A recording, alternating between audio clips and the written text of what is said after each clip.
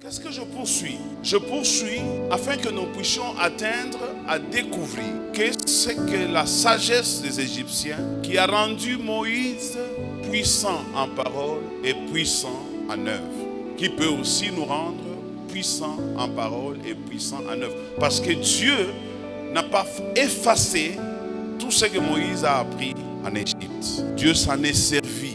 Et c'est comme ça que Moïse est considéré parmi les plus grands leaders de l'histoire de la Bible. La première sagesse, richesse que nous trouvons dans la sagesse des Égyptiens, c'est la notion de la valeur. La notion de la valeur. Église, écoutez-moi bien. Nous sommes aujourd'hui au 21e siècle et nous devons apprendre des choses qui ont fait en sorte que ceux qui nous ont précédés les ont apprises et ça les a aidés à devenir ce qu'ils sont devenus, afin que de là, nous puissions nous aussi apprendre pour aller de l'avant.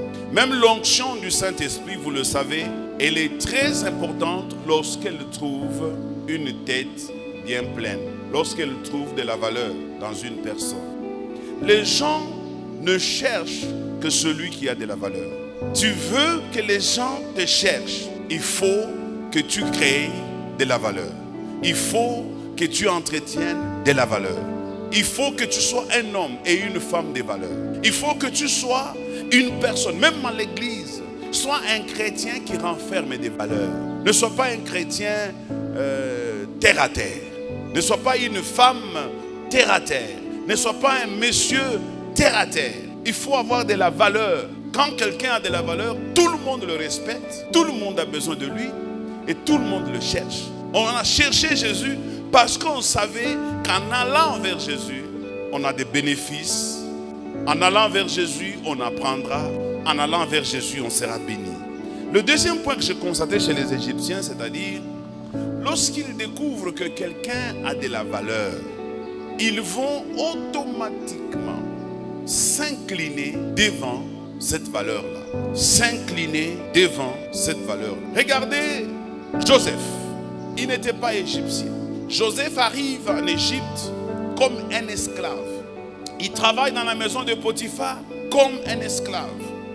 Il fait la prison comme un esclave.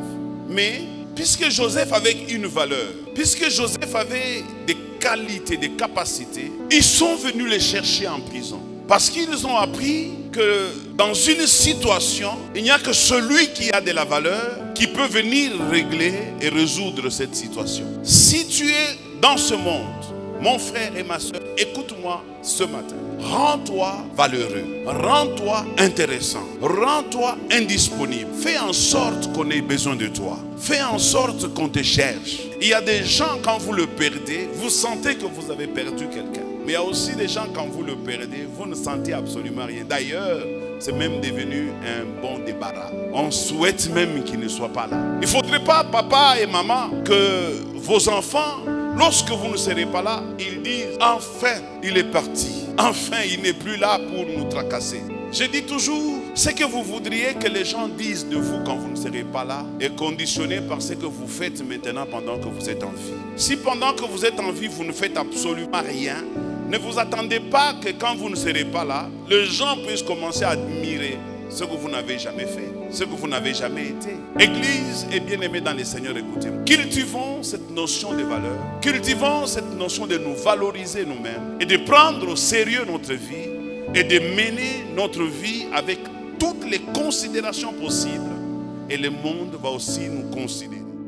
Tu sais, les gens nous aiment et nous considèrent d'abord par la manière dont nous-mêmes nous nous présentons. Même la manière de faire ta cuisine, maman.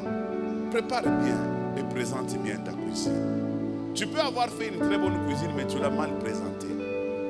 Les gens risquent de ne pas apprécier ta cuisine parce qu'elle a été tout simplement mal présentée. Tu dis, non, je viens chercher du travail. Même si tu es dans la galère, présente-toi quand même bien.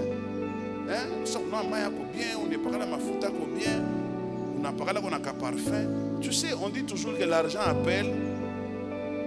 Comment on a fait chez moi à Ivi, Pego Makuta, n'est-ce pas? Aïe pas chez on est quand ça au coup d'engérer les milieux. On est quand ça on a ata una. On a fait des semblances, on est engagé, on a comme film. Attends, on a paniqué, ou on a paniqué. Donne-toi de la valeur toi-même. Quelqu'un me donne un bon amen. Parce que dans la sagesse égyptienne, ils savent reconnaître seulement ceux qui ont de la valeur. Et si toi-même tu ne te donnes pas de la valeur, personne ne te donnera de la valeur. Écoutez, quand Joseph arrive chez Pharaon, Joseph prend le problème de Pharaon. Il commence à tourner ça comme ça. Il dit, Pharaon, pendant que tu dormais, tu as fait un rêve. Et dans ton rêve, tu as vu cette vache grasse et cette vache maigre. Et les 7 vaches maigres ont avalé les 7 vaches grasses. Les dieux qui habitent au ciel. Vous savez, je vais ajouter quelque chose. Quand vous avez bien maîtrisé votre secteur, vous avez bien maîtrisé votre domaine, lorsque les gens seront stupéfaits de voir comment est-ce que vous faites très bien les choses, profitez pour annoncer l'évangile. Profitez, même si, parce que l'erreur, c'est de vouloir se présenter soi-même et oublier de présenter Dieu. Parce que la finalité de la valeur d'un chrétien, ça vient de Dieu. Nous ne sommes pas valeureux par nous-mêmes, mais notre valeur vient de Dieu. C'est lui qui donne une valeur ajoutée. C'est lui qui nous ajoute encore une onction qui fait la différence. Quelqu'un me donne un bon amen. Il cherche Jésus, et ceux qui cherchent Jésus peuvent te chercher aussi toi. Connaissez-vous le nombre de personnes qui cherchaient Jésus? On n'a pas dit, mais on dit tous te cherchent. Dans tous, il y a tout le monde. Ça veut dire, il y a des médecins, il y a des ingénieurs, il y a des politiciens, il y a des grands financiers. Tous te cherchent. Fais bien ce que tu fais et tout le monde cherchera ton adresse. Tout le monde viendra dans ce que toi tu fais. Fais bien ce que tu fais. On peut s'instruire aussi sur la sagesse des Égyptiens. Ils avaient la capacité et les habitudes de bien présenter ce qu'ils faisaient. Présente bien ce que tu fais. Tu as une petite boutique, fais qu'elle soit propre. Les gens en fait n'aiment pas, même si eux ne sont pas propres, ils n'aiment pas aller là où ce n'est pas propre. N'est-ce pas? Quelqu'un a dit les femmes aiment les hommes qui sont propres. Frère, tu te demandes pourquoi toi, toutes les femmes te fuient. Sois propre. Les femmes aiment les hommes qui sont propres. Et puis 2, les femmes aiment les hommes qui parlent bien. Les femmes n'aiment pas les hommes qui parlent mal. Enjoy yo. Apprends à bien parler. Apprends à on a fika, tu veux bon, mina tafuta kukoa, on a fait comme ça. Mina kuya Mungu anenituma. Non. Ça ne va pas marcher comme ça. Quelqu'un me donne un bon amen.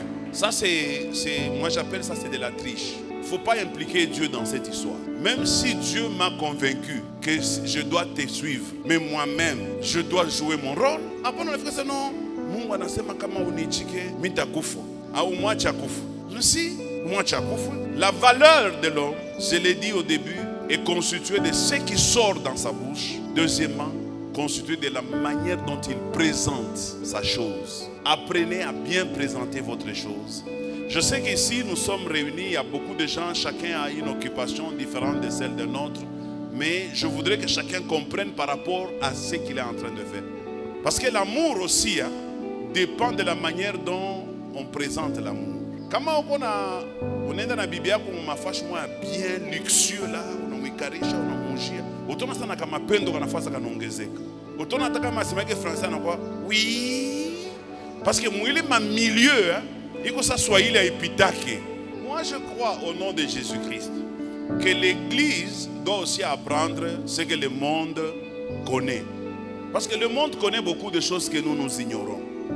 Même dans la manière de traiter les maris à la maison. Beaucoup de femmes, surtout nous les chrétiens, et davantage nous les hommes de Dieu, nos femmes ne nous traitent pas bien. Je dois le dire au nom de Jésus-Christ. Peut-être que nous serons délivrés aujourd'hui. Vous savez, les femmes ne nous traitent pas bien. Pourquoi? Parce qu'elles sont sûres et certaines que nous n'irons nulle part. Comme on attaque femme, ouais, mutumishi wa Mungu. Donc, mutumishi wa Mungu n'a quoi sa faiblesse.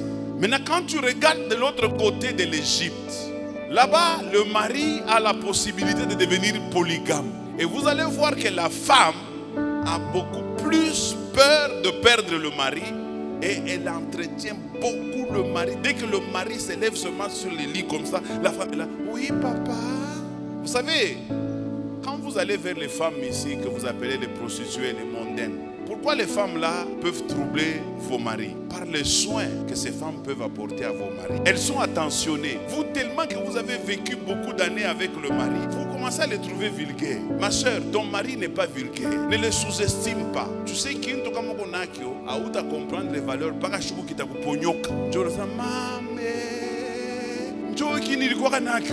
Alors, n'attendez pas que ça vous arrive pour que vous puissiez comprendre sa valeur. Sachez honorer et respecter vos maris. Sachez aussi valoriser vos maris. Non, non, non, non, non, non. Mais retiens une chose, que je suis ton mari. La Bible dit il y avait une femme qui avait une perle et elle avait perdu cette perle-là. Elle a cherché toute la nuit et toute la journée jusqu'à ce qu'elle a obtenu. Et quand elle a obtenu, elle a organisé une fête. Quelqu'un me donne un bon amen? Vous les femmes mariées, demandez seulement aux célibataires. Elles vous diront comment le mariage là n'est pas facile.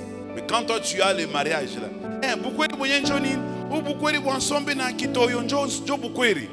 papa, maman, chacun de nous a l'obligation de savoir reconnaître les valeurs, de les promouvoir, pas de s'incliner devant, mais de les promouvoir aussi. Je vais vous donner toujours l'exemple de la Bible. Quand il arrive en Égypte, il est un étranger, un esclave. Mais lorsqu'il a résolu le problème qui s'est posé en Égypte, tout le monde a oublié qu'il était un étranger. Tout le monde a oublié que Joseph était un esclave. Mais puisque cet homme avait la clé, ils l'ont pris et ils l'ont propulsé. Pharaon dit à Joseph, je t'élève au-dessus de tous les pays d'Égypte. Seul mon trône va me séparer de toi. Et il appelle tous les Égyptiens pour leur dire, à partir de maintenant, vous tous, vous devez obéir à Joseph. Ça veut dire quoi? Il est en train de demander que les Égyptiens obéissent à un esclave, à un étranger. Et quand Joseph a commencé à diriger le pays d'Égypte, les gens ne se sont même pas intéressés de quelle origine il était. Pourquoi? Parce que c'est un homme qui a de la valeur. Vous savez, quand quelqu'un a de la valeur, on ne s'intéresse pas d'où il vient, qu'est-ce qu'il peut m'apporter, mais on s'intéresse à ce qu'il peut faire dans notre vie.